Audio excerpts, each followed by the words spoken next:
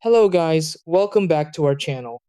If your Rheem Tankless water heater is showing error code 13, it usually points to a problem with the combustion system, specifically related to improper burning or gas-air mixture issues inside the unit. This can cause the heater to shut down as a safety measure, which means you suddenly lose hot water without much explanation. For many users, the code itself doesn't clearly explain what to do next, making the situation confusing. The important thing to understand is that this error is often linked to airflow, venting, or gas supply conditions rather than a complete system failure.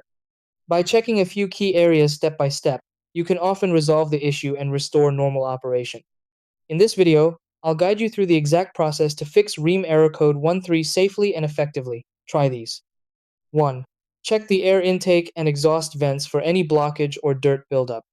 2. Ensure the gas supply valve is fully open and providing proper flow. 3. Turn off the unit and restart it to reset the system. 4. Inspect and clean the burner area, if accessible, to remove debris. 5. Make sure the unit is installed in a well-ventilated space for proper airflow. 6.